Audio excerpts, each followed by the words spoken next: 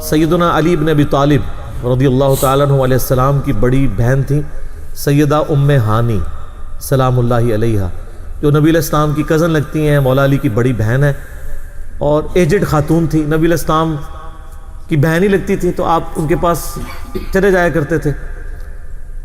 تو یہ حدیث سنن نسائی الکبریٰ کے اندر موجود ہے، ہم نے بلو کارڈ کے اندر اس حدیث کا ریفرنس بھی دیا ہوا ہے۔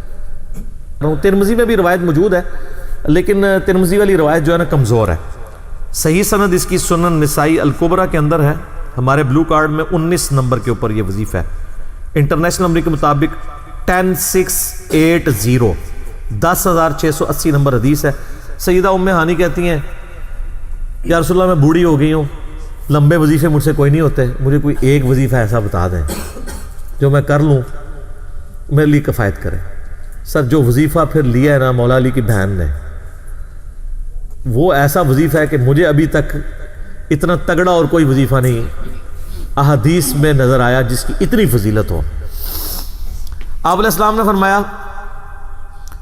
100 دفعہ روزانہ سبحان اللہ پڑھ لیا کرو، تمہیں 100 غلام آزاد کرنے کا ثواب ملے گا۔ سر روزہ اگر آپ توڑ بیٹھیں تو ایک غلام آزاد کرنا پڑتا ہے، تو 100 روزوں سے بھی کے برابر یہ آپ سمجھ لیں۔ 100 دفعہ الحمدللہ پڑھ لیا کرو، تمہیں 100 گھوڑے اللہ کی راہ میں جہاد کے لیے بھیجنے کا ثواب ملے گا۔ 100 دفعہ اللہ اکبر پڑھ لیا کرو، تمہیں 100 اونٹ اللہ کی راہ میں بھیجنے کا، قربان کرنے کا، نہر کرنے کا ثواب ملے گا۔ 100 اونٹ، سر ایک اونٹ کی قیمت آلموسٹ 2-2.5 لاکھ روپے، کروڑوں روپے کا وظیفہ ہے جی، یہ ملینز آف ڈالرز کا یہ وظیفہ ہے فری میں۔ اور 100 دفعہ لا الہ الا اللہ پڑھ لیا کرو، یہ زمین و آسمان کے درمیان جتنا فاصلہ ہے اس کو ثواب سے بھر دے گا۔ سر لا الہ الا اللہ کے پھر برابری کون کر سکتا ہے؟ وہ حدیث بطاقہ ہے نا، کاغذ کے پرزے والی حدیث جامع ترمذی میں، کہ ایک شخص کے 99 دفاتر گناہوں کے کھولے جائیں گے اور نامہ مال تل رہا ہوگا، تو اللہ تعالیٰ فرمائے گا میں کسی کے ساتھ ناانصافی نہیں کرتا۔ دوسری طرف ایک کاغذ کا ٹکڑا ڈالا جائے گا جس پہ لا الہ الا اللہ لکھا ہوگا، وہ شخص کہے گا یہ ایک ٹکڑا کیا کر سکتا ہے، بس وہ رکھنے کی دیر ہوگی وہ پڑھنا بھاری ہو جائے گا۔ اللہ کے نام سے تو وزنی کوئی چیز نہیں ہو سکتی، اسے کہتے ہیں کاغذ کے پرزے والی حدیث، اس کے لیے جنت کا حکم ہو جائے گا۔ لا الہ الا اللہ کا مقابلہ نہیں ہے۔ تو یہ 4 وظیفے ہیں، سبحان اللہ، الحمدللہ، اللہ اکبر، لا الہ الا اللہ۔ یہ اتنا محبوب وظیفہ ہے کہ جو سنن ابی داؤد میں، جامع ترمذی میں صلاۃ و تسبیح والی حدیث ہے، اس میں 300 دفعہ کون سے کلمات پڑھے جاتے ہیں؟ یہی سبحان اللہ والحمدللہ ولا الہ الا اللہ واللہ اکبر، بس اتنا ہی پڑھنا ہوتا ہے۔ یہ ولا حول ولا قوت الا باللہ کی حدیثیں الگ سے ہیں، لیکن صلاۃ و تسبیح میں اتنا ہی پڑھنا ہوتا ہے، 4 کلمات۔ حتیٰ کہ صحیح مسلم میں حدیث ہے، نبی علیہ السلام نے فرمایا یہ 4 کلمات مجھے ہر اس چیز سے بڑھ کر محبوب ہیں جن پہ سورج طلوع ہوتا ہے، یعنی دنیا اور جو کچھ دنیا کے اندر ہے اس سے بڑھ کر مجھے یہ چیز محبوب ہے کہ میں یہ 4 کلمات کہہ لوں، سبحان اللہ والحمدللہ ولا الہ الا اللہ واللہ اکبر۔ اور صحیح مسلم کی ایک اور حدیث ہے کہ نبی علیہ السلام نے فرمایا اللہ تعالیٰ کو اس سے بڑھ کر کوئی اور کلمات محبوب نہیں ہے، اور یہ حصہ بخاری میں بھی ہے اس کا، اور اس میں اللہ تعالیٰ کی طرف سے کوئی پابندی نہیں ہے، تم ان کی ترتیب بھی بدل سکتے ہو، یعنی سبحان اللہ کے بعد آپ اللہ اکبر پڑھ لیں، پھر لا الہ الا اللہ، کوئی فرق نہیں ہے۔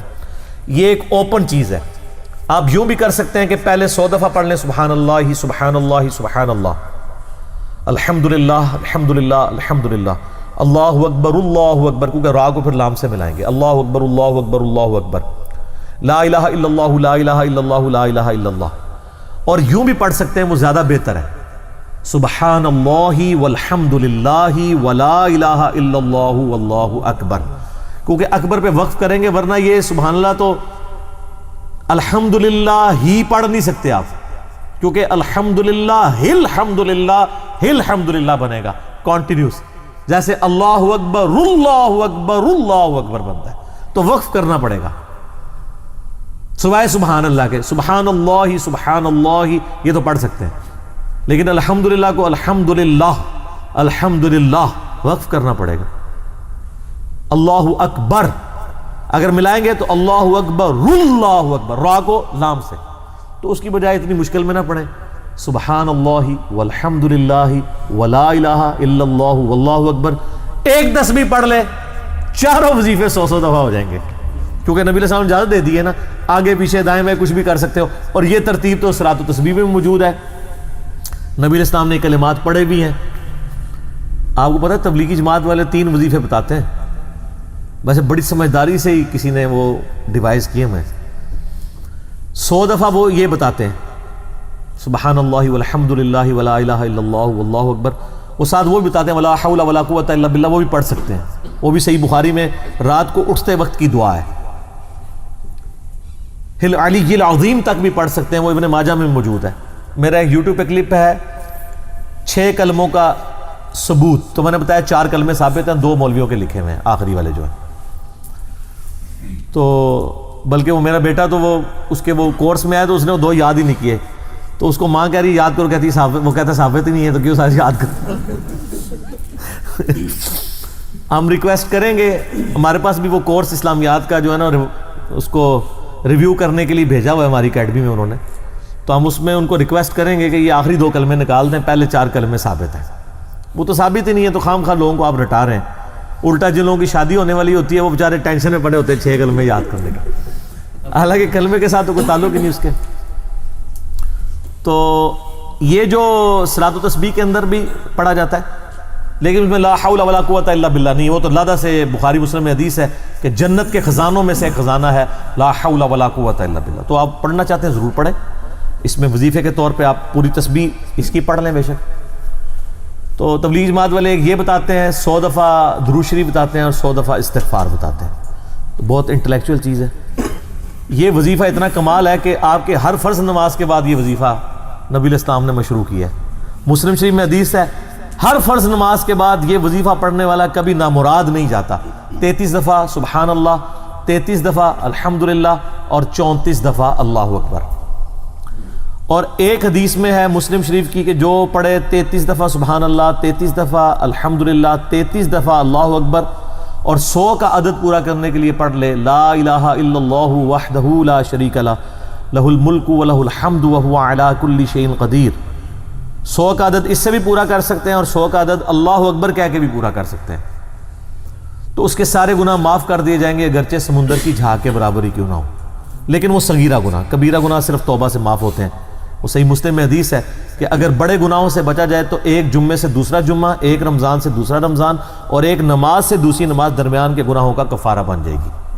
لیکن جو نماز ہی نہیں پڑھتا تو جمعہ پڑھتا رہے تو وہ تو بڑے گناہوں سے نہیں بچا ہوا نا. مسلم شریف میں حدیث ہے بندے کے کفر اور اسلام کے درمیان فرق نماز ہے. یہ نہ ہوگا ایک رمضان پڑھ لے اگر رمضان کے لیے بیچ چلے سارے، نہیں نا، اس طرح نہیں ہوگا. تو یہ وظیفہ اتنا کمال ہے، بخاری مسلم دونوں میں حدیث ہے. کچھ غریب صحابہ حضور کے پاس ہے یا رسول اللہ ہر مقابلے میں ہم برابری کر لیتے ہیں امیر اصحاب کی. وہ روزے رکھتے ہیں ہم بھی روزے رکھ لیتے ہیں، وہ نمازیں پڑھتے ہیں ہم بھی نمازیں پڑھ لیتے ہیں، وہ جہاد کرتے ہیں ہم بھی جہاد کر لیتے ہیں. ایک معاملے میں آ کے ہم مارے جاتے ہیں. قرآن میں بار بار آیا اللہ کی راہ میں خرچ کرو، ہم تو خود ہی غریب ہیں، تو آپ ہمیں کوئی اس کا حل تجویز کریں. تو آپ فرمایا میں تمہیں ایک ایسی چیز بتاتا ہوں کہ تم ان کی برابری کر لو گے. تم ہر فرض نماز کے بعد 33 دفعہ سبحان اللہ، 33 دفعہ الحمدللہ، 34 دفعہ اللہ اکبر پڑھ لیا کرو. یہ بخاری مسلم دونوں میں. کچھ دنوں کے بعد پھر وہ حاضر ہوئے، یا رسول اللہ وہ تو امیر صحابہ کو بھی پتہ چل گیا، وہ بھی یہی کچھ پڑھ رہے ہیں. اب ہم کیا کریں؟ تو اسی تک لو جناب، تو اسی گرین کارڈ دے تے بلو کارڈ دے چکر ہی پے ہو، دنیا دے آخرت کے نہیں. صحابہ کرام آخرت کے بلو اور گرین کارڈ کی بات کرتے تھے. تو نبی علیہ السلام مسکرائے، آپ نے فرمایا ذالک فضل اللہ یؤتی من یشاء، یہ اللہ کا فضل ہے، میں تو اللہ کا فضل نہیں روک سکتا. ٹھیک ہے نا. تو ظاہر ہے گیون سرکمسٹانسز اللہ کے دیے ہوئے ہیں، اس کے اندر آپ بیسٹ پرفارم کرنے کی کوشش کریں. اللہ کے فضل کو تو کوئی روک نہیں لگا سکتا نا. کوئی یہ نہیں کہہ سکتا کہ جی وہ یعنی تیرے ہوتے جنم لیا ہوتا کیوں نہیں ہوا. ہو سکتا ہے ابو جہل ہی ہوتا.